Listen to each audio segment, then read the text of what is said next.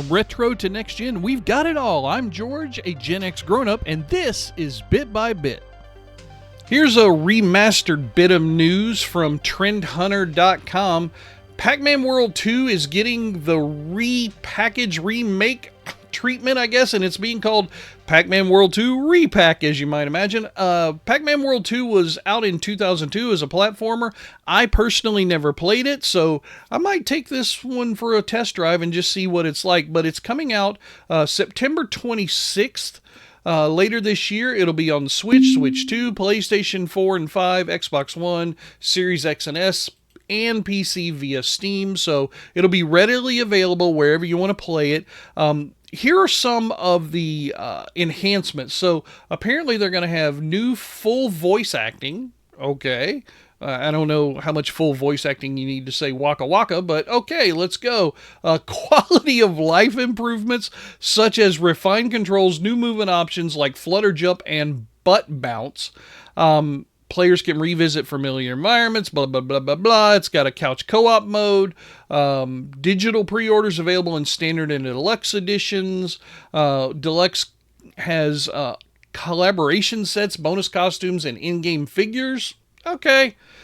You know, typical kind of pre-order stuff. But anyway, if you enjoyed Pac-Man World 2 back in 2002 when it first came out, this might be something you want to pick up.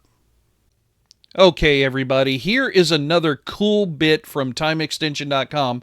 A lost Japanese arcade game has been recreated for modern PC. So there's a developer named Arlasoft, I think that's how you pronounce it, and he has recreated the 1979 game Dracula Hunter from a Japanese developer named Keknon Kogyo. You guys know I'm terrible at pronouncing things. I get railed for it in the comments all the time. But anyway, there's a whole bunch of cool screenshots here. I can definitely see the 1970 video game vibes and feels with the font and the graphics and everything.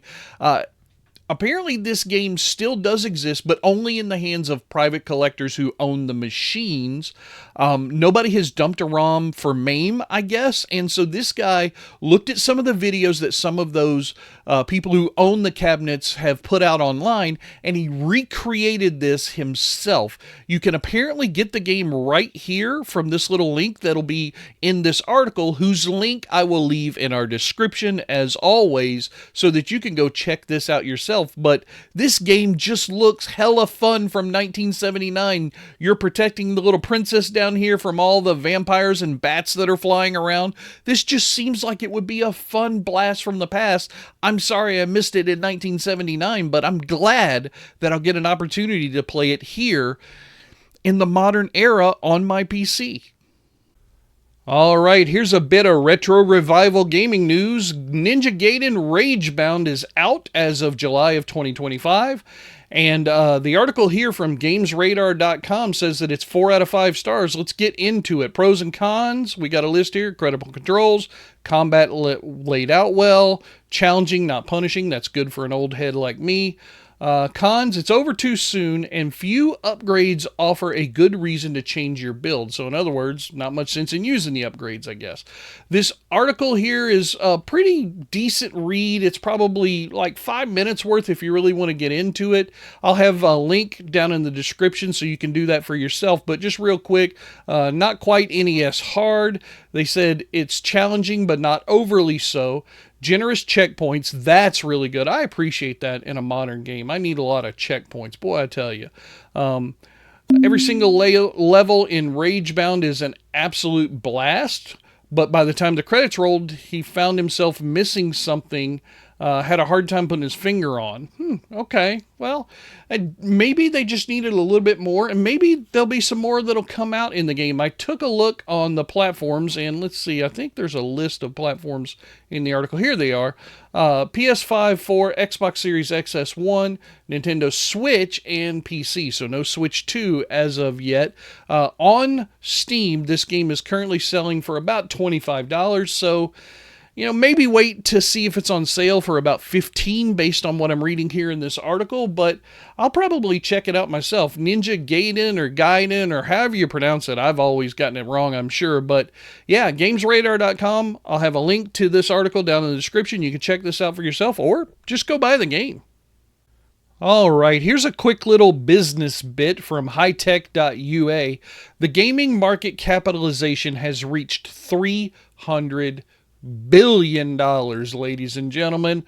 Mobile games being the biggest part of that growth. The article's very short here. It's just talking about, stuff that's been going on over the last year or so in the gaming industry. They talk about that it's going to exceed $312 billion in 2024.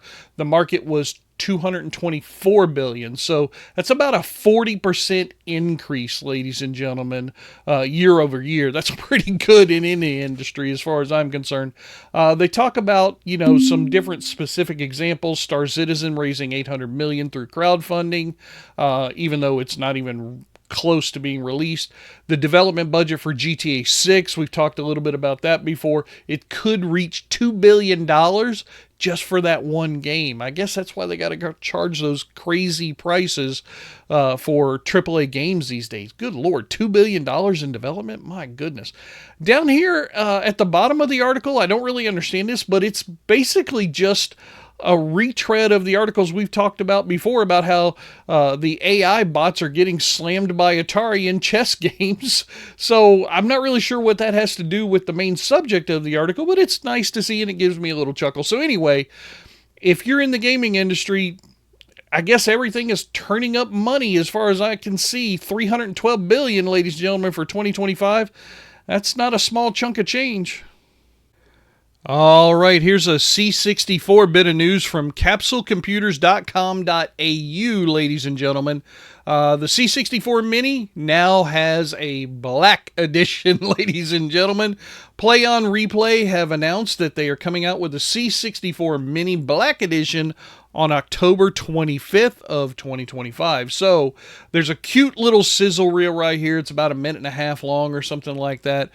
25 hand-picked, pre-installed neoclassic retro games, all among the highest rated C64 titles, which have been enhanced, it says right here, for this release and are otherwise commercially unavailable. Now, I do not know if this is part of the Perifractic deal. I highly doubt it because PLAION had obviously already produced the C64 Mini a while back. So my guess is this is under that original licensing deal with that first company who owned C64 before they bought it in that whole new deal that we've been talking about for the last few weeks here on Bit by Bit. Here's some interesting little notes about it. New matte and gloss black finish for the console and keyboard. I also saw that the joystick also gets that same treatment. It's 50 per scale replica, blah, blah, blah. Plug and play, high definition, 720p. So not 1080, but at least 720p. 4 game slots per game. Micro switch USB joystick, which I talked about, matching the color scheme. Here's some of the games: Sam's Journey, A Pig's Quest, Hessian, and then the full list is right down here. So if you want to take some time, I'll have the link down in the description below. You can go read this for yourself. There do look to be some fun games in there, so I don't know if I need to buy another C64 Mini, but, if PLAION wants to send one to GenXGrownUp, I'll certainly put it on my shelf. That's going to do it for the news making headlines in the gaming world right now. I am George, and if you want to see more, hit that subscribe button, and I'll keep on bringing you the news bit by bit.